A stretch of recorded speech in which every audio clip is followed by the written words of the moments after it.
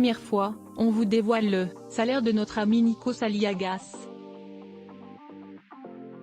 En une seule émission The Voice, il pulvérise des records.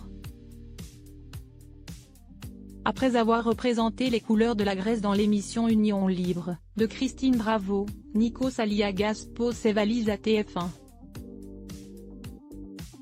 Et pas avec n'importe quoi.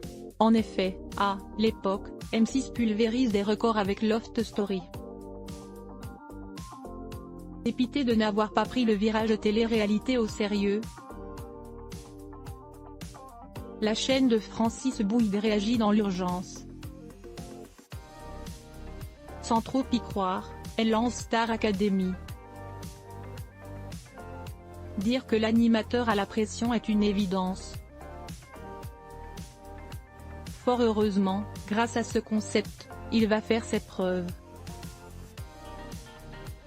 Quelque temps plus tard, il parvient à convaincre la direction de son aptitude à gérer un autre télécrochet, The Voice. En l'espace de 2 décennies, Nikos Aliagas ne chôme pas. Impossible de citer le nombre de programmes avec lesquels il amuse la galerie. Toujours bienveillant avec ses invités, les stars se bousculent pour être reçus sur son plateau.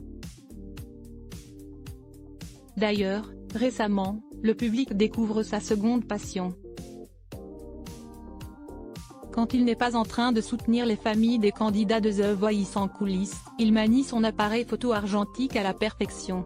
En somme, il possède uniquement des qualités et, presque, pas de défauts. Sur son compte Instagram, Nikos Aliagas défend les projets qui lui tiennent à cœur. Donc, s'il devait résumer le concept de The Voice, il dirait ce n'est pas seulement une émission de divertissement et de musique. C'est un rendez-vous qui peut changer une vie. Brisé par l'absence du coach, Florent Pagny, il récapitule avec poésie et tendresse tous ses souvenirs. Même après toutes ces saisons, la magie de ce programme, ce sont tous ses destins croisés le temps d'une chanson.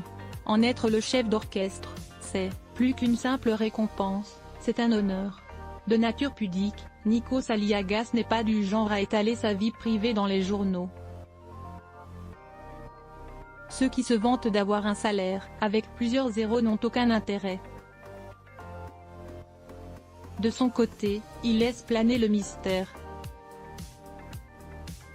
Ne s'énervant jamais contre les oiseaux de mauvais augure, il balaie les critiques d'un revers de la main.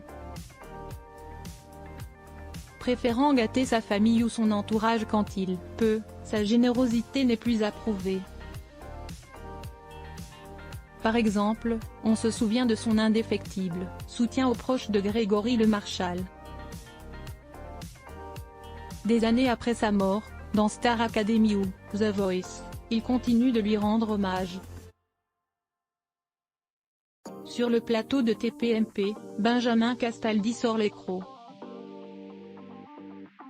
Encore amer d'avoir perdu autant d'argent, il précise que Nikos Aliagas perçoit 27 500 € par prime.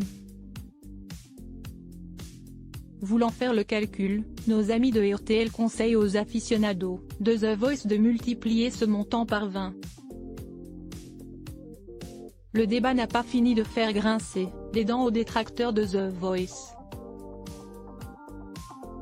TF1, on sait qu'un prime c'est entre 20 000 et 30 000 € hors taxe. Sur un jeu quotidien, ça va entre 8 000 et 15 000 € l'émission, hors taxe. Oui, ça pique. Mais c'est mérité.